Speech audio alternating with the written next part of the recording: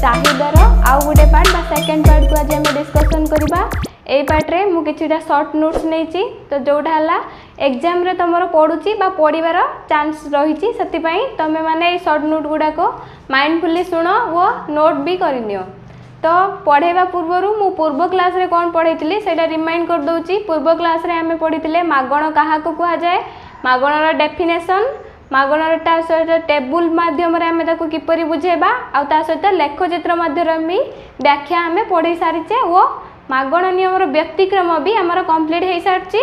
तो all over कहवा गले मागण क्या कह जाए, मागणर संज्ञा ता सारणी ता सहित ता व्यक्तिक्रम सहित मागण नियम को बुझाओ पूरा कंप्लीट हो सारी। आज आम किछिटा शॉर्ट नोट डिस्कसन करबा जो गुड़ाक इम्पोर्टेंट।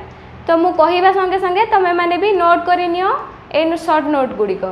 तो चलो एबे फास्ट शॉर्ट नोटा आम डिस्कसन करबा जोटा है मागण परिमाण रे परिवर्तन। तो ये देखा जे मागण परिमाण रे परिवर्तन कौन बा क्या कह जाए मागण परिमाण रे परिवर्तन। तो देख अन्यान्य अवस्था स्थिर रही दर परिवर्तन जोगु मागण रे जो परिवर्तन हुए ताहाको मागण परिमाण रे परिवर्तन कह जाए। अन्यान्य अवस्था स्थिर रही दर परिवर्तन जोगु मागण रे जो परिवर्तन हुए ताहाको मागण परिमाण रे परिवर्तन कह जाए। तो ये कौन कहला अन्यान्य अवस्था विषय पूर्व क्लास रे आम डिस्कसन करथिले जेमतिका हला एक्स द्रव्यर दर, उपभोक्ता आय रुचि पसंद एगुड़ा सब स्थिर रहिबो, ता सहित जनसंख्या भी स्थिर रहिबो, सामाजिक प्रथा सबु गुड़िक अन्यान्य अवस्था स्थिर रहिबो। तो ये सही अन्यान्य अवस्था विषय ही कह जाइछि। तो देख अन्यान्य अवस्था सबु स्थिर रहिबो केवल दर परिवर्तन हेबो। केवल दर परिवर्तन हेले मागण रे जो वृद्धि बा ह्रास हेबो ताहाको आमे मागण परिमाण रे परिवर्तन कहिबा। तो मागण परिमाण रे परिवर्तन देख पूर्व क्लास रे मु कहितली दर बढ़िले मागण कमे और दर कमिले मागण बढ़े। तो ये देख जतेबेले से बेला दर एठी दर कमिले मागण बढ़ीची और दर बढ़िले मागण कमिची। तो ये को आमे कहिबा मागण परिमाण रे परिवर्तन। तो ये मागण रे जो वृद्धि और ह्रास हुए ताहाको आमे वृद्धि ह्रास न कहीकि मागण रे संकोचन और संप्रसारण कह जाए। तो मागण रे जो वृद्धि बा ह्रास हुए ताहाको वृद्धि ह्रास न कहीकि मागण रे संकोचन और संप्रसारण, संकोचन माने कमी जाए, संप्रसारण माने बढ़ी जाए। तो मागण परिमाण रे परिवर्तन क्या कह जाए एबे तमे माने नोट कर नैथिबो। तो आम एबे जिबा सेकेंड पॉइंट को जोटा हला मागण रे परिवर्तन। तो मागण रे परिवर्तन क्या कह जाए आस देखा दर स्थिर रही अन्यान्य अवस्था परिवर्तन जोगु मागण रे जो परिवर्तन हुए ताहाको मागण परिमाण रे परिवर्तन कह जाए। दर स्थिर रहिबो, दर जहाँ थिला दर सैया रहिबो किंतु अन्यान्य अवस्था भी सब चेंज हेबो। जेमतिका आमर जनसंख्या हो बा सामाजिक प्रथा हो बा उपभोक्ता आय रुचि पसंद ए सबू चेंज हेबो। से सबू चेंज हेले मागण रे जो वृद्धि ह्रास हेबो ताहाको आमे मागण रे परिवर्तन कहिबा। तो देख दर ये देख ये आम दर नहीं दर देख सबू स्थिर रही दर किंतु अन्यान्य अवस्था सबू स्थिर जोगु मागण रे वृद्धि ह्रास होइछि। देख मागण फास्ट ये D1 ले मागण थिला जेतेबेले आमर मागण तापर देख कमिछि पुणी एपटू आसिले मागण बढ़ी। तो यहीटा को आम कहवा मागण रे वृद्धि और ह्रास किंतु मागण परिमाण रे परिवर्तन रे सेते कह जाए मागण रे संकोचन और संप्रसारण।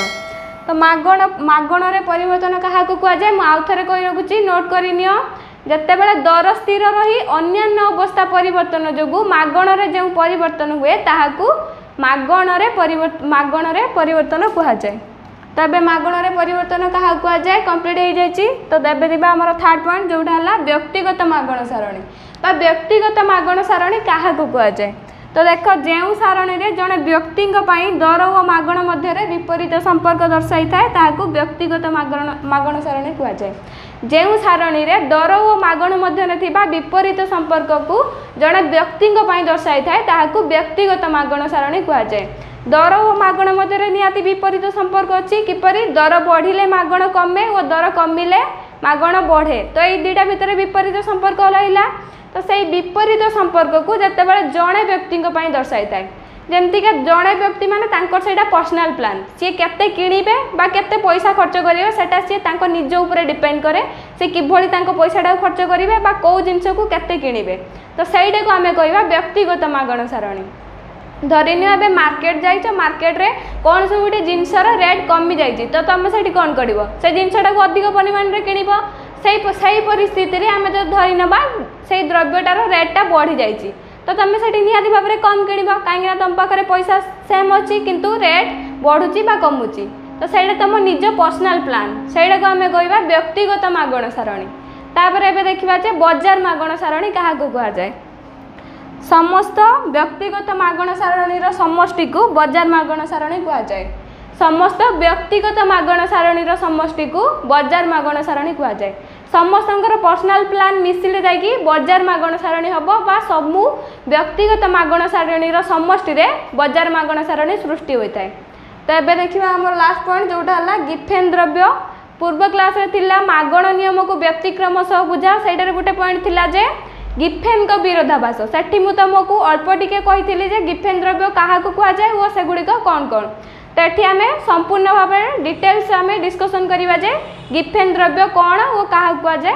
तो देखो मार्शल का मतरे अन्यान्य अवस्था स्थिर रही दर बढ़िले मागण कमे और दर कमिले मागण बढ़े तो ये दुईटा मागण और दर मध्य विपरीत संपर्क परिलक्षित होता है किंतु आयरलैंड रो जने अर्थशास्त्री जे कि हेले सार रॉबर्ट गिफेन कौन तांका ना सार रॉबर्ट गिफेन से लक्ष्य कले जे आयरलैंड रे आलूर दर जते बढ़ुची लोक मैंने आलूर परिमाण को सेते अधिक किणुचंती माने दर जते बढ़ुची ता सहित लोक मानकर मागण मध्य सेते बढ़ुची किंतु मार्शल का मतरे कौन कहले सी दर बढ़िले मागण कमे किंतु आयरलैंड अर्थशास्त्री सार रॉबर्ट गिफेन लक्ष्य कले जे आयरलैंड रे आलू दर जते रेट आलू रेट जते बढ़ुची से हिसाब रे लोक मानकर आलूर मागण मध्य सेते बढ़ुची तो एठी मागण नियम कार्यकारी हैला नाही बा आयरलैंड रे दर और मागण मध्य रे प्रत्यक्ष संपर्क परिलक्षित होता है किंतु आमे जदि ए सब माने मार्शल को मतरे देखिबा दर और मागण मध्य रे विपरीत संपर्क परिलक्षित होता है किंतु आयरलैंड रे आमे लक्ष्य कले जे दर और मागण मध्य रे प्रत्यक्ष संपर्क रहिता है तो यह को गिफेन को विरोधाभास बा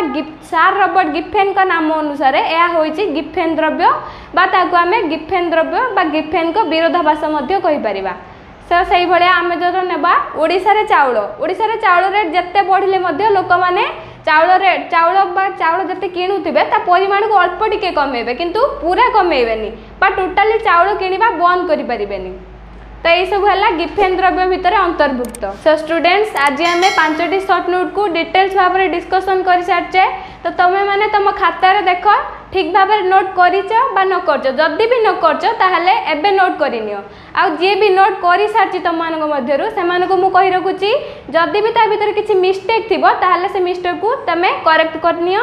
तो एबे हमें देखिबा कोन कोन आज हमें डिस्कसन करले। तो फास्ट पॉइंट आम डिस्कसन करते मागण परिमाण परिवर्तन ता डेफिनेशन विथ ता चित्र सहित डिस्कसन कर सारिचु तमें माने खातार चित्रटी को भल भाव में नोट करनियो। सेकेंड पॉइंट है मागण रे परिवर्तन क्या कह जाए विथ ता चित्र सहित भी आम एटा को भी डिस्कसन कर सारिचु।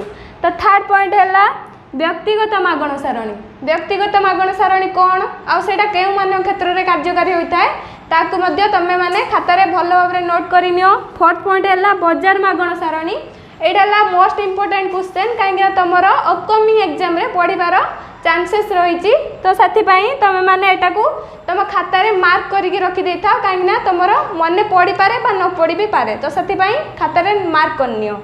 तो आम जोटा आम फिफ्थ पॉइंट लास्ट पॉइंट को डिस्कसन करते गिफेन द्रव्य से भेरी भेरी इंपोर्टेंट क्वेश्चन कहीं तुम लॉन्ग क्वेश्चन भी आसीपे आ शॉर्ट क्वेश्चन भी आसीपे तो से क्वेश्चन को भल भाव में नोट डाउन करनियो वो मन रख।